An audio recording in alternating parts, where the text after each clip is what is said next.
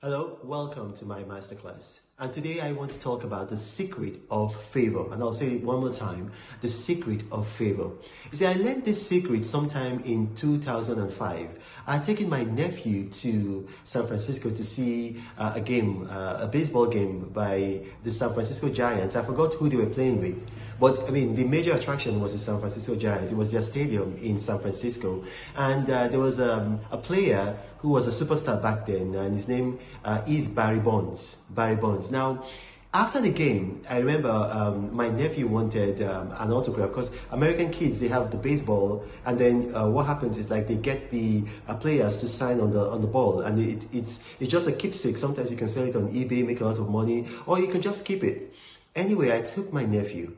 And there were so many kids, just so many kids, and they were just shouting, Barry, Barry, Barry, sign my ball, Barry, sign my ball. And then my nephew was so downcast. He was very, very downcast. I said, what's the matter with you? He says that, well, he's never going to sign my ball. I told him, listen, don't worry. I'm going to get him to sign your ball. So I got him there and I said, now, listen to me. Shout at the top of your voice and say, Mr. Bonds, can you please sign my ball? He said, well, that's gonna... I just told him, do that. And then the man was walking, he ignored the kids, and then my nephew just shouted, Mr. Bonds! He did not complete the statement. The man just turned around and said, who is that? Who said that? And all the other kids said, no, he said, no, who said Mr.? And I said, yeah, it's him. And he came to my nephew, true story, and then took his ball, signed it, took his hat, his baseball cap, signed it, and then patted him on the back. See, here's the thing. Too many people today, they meet someone they don't know, an important person they don't know. Maybe the person's name is, let's say, Michael Wallace. Or maybe the person's name is Yemi Adeyemi. And then they just come up to the person and say, Yemi, hi. Michael, hi. Now, honestly, around the world, it's not just in Africa, it's not an African village thing. Around the world, it shows lack of breeding. It shows lack of home training. When you meet someone that you don't know, you've never met before, and immediately you address them by their first name. Just say, for instance, you meet Tony Elimelu and say, Tony, hi. Or immediately, if that person was inclined to favor you, immediately you do that, that person becomes disinclined to favor you. You lose all favor.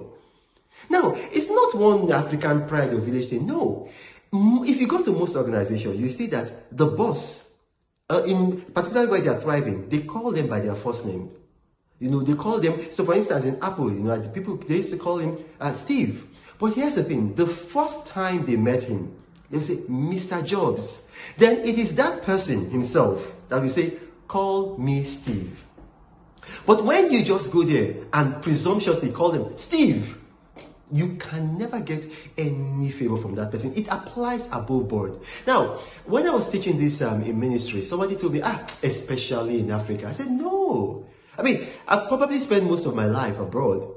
I know what I'm talking about. You know, I worked in British Parliament. I worked in Nigeria at Aso Rock. I worked in America at the highest level. Well, I went not in the public world, you know, in business and political consultancy.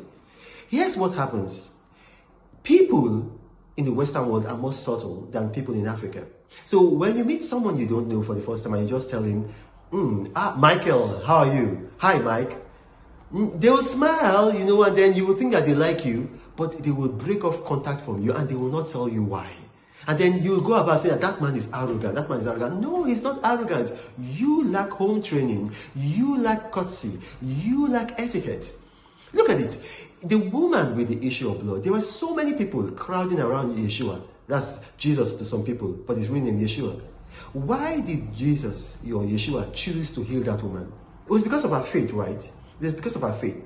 Now, Christ gives favor to people who have faith.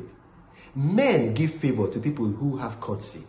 So just learn courtesy, and it's going to take you further. And I'll tell you this, good manners will take you further than good looks or good books. My name is Reno Mokri. You can send me an email, info@renomokri.org. Talk to you guys later.